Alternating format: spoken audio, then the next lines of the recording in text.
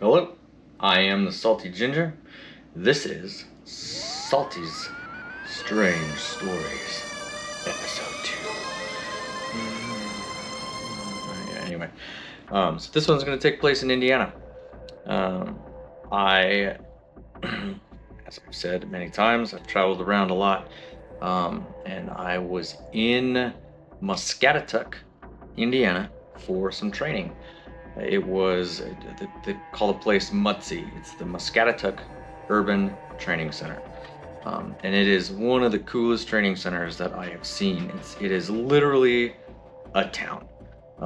It has a hospital, it has like a rest home, it's got houses, it's got businesses, it's got a post office, it's got houses that are underwater to help FEMA train with flood training. It has everything. It is the coolest training center I've seen. It legitimately looks like there was a town and the town was like, you know what? Let's sell this town to someone who wants to teach people things about towns and stuff. And then they just did it. They just sold the town. Anyway, so we were there doing training things. We were staying in, this is kind of a two banger, right? There's two kind of weird things that happen in MUTSI. We were staying in what was like an old rest home, like a old folks home. It had like wings, and every wing had a certain amount of rooms, little tiny rooms that had pretty much everything you need, minus a bathroom. You had to go somewhere else for the bathroom or the shower. I don't remember all the way, but there's all these rooms, kind of like a hotel, but laid out old folk style. We were staying in there, and we do different things throughout the day. Sometimes you're in the houses, sometimes you're in the bigger buildings like the hospital. There was a prison, there's an old prison.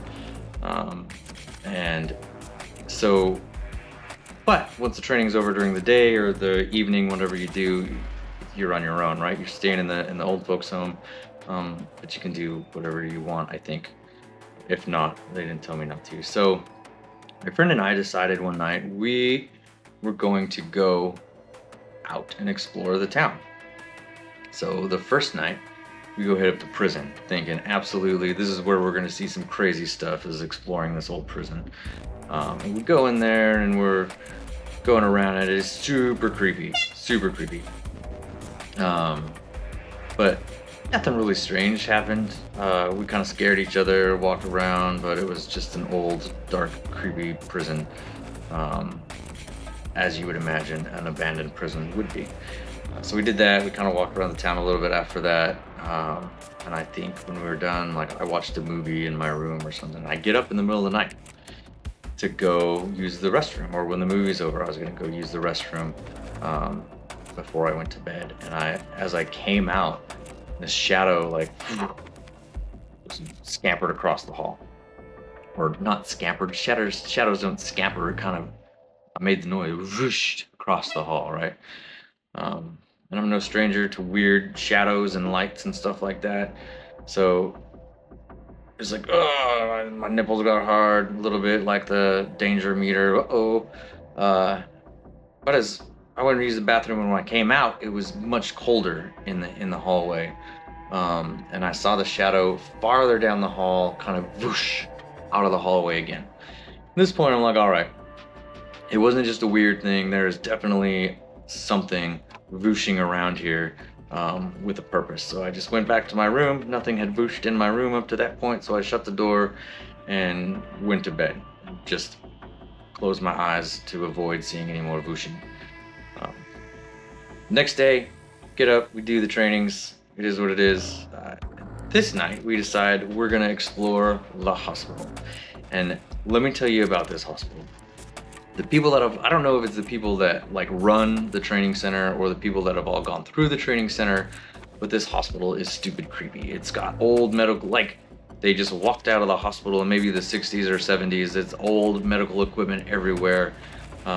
If they came back, they could just turn things on and get going, right? But there's also help me. It looks like it's written in blood on the wall, and there's hand smears and what looks like blood everywhere.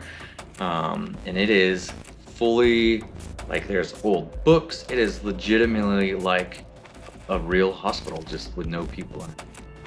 And we're going around, and the first thing in it, you may have experienced something like this, you may not have, but there's a book with all these books, and I found this book, and I was like, looks like a good book. I might read this while we're here, take it and read it, and then bring it back when I'm done. So I grabbed it, and as I started walking, like, it got ice cold, and I just got a feeling like inside my heart that said, don't take this book, don't take this book, don't take this book. But I didn't make it very far. I was like, nah, F this book. Brought the book back, put it down. We're exploring the hospital. It is super creepy. Nothing else really weird happens until we go down to the basement. So the hospital has power.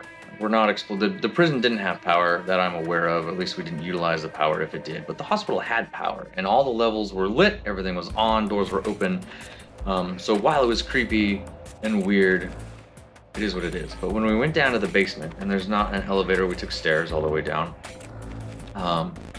It just, like, it gets darker and darker and darker, and on the bottom there was a light, but it didn't do much. Like, it was on, it just was like, it was almost like there was a black hole just eating all of the light.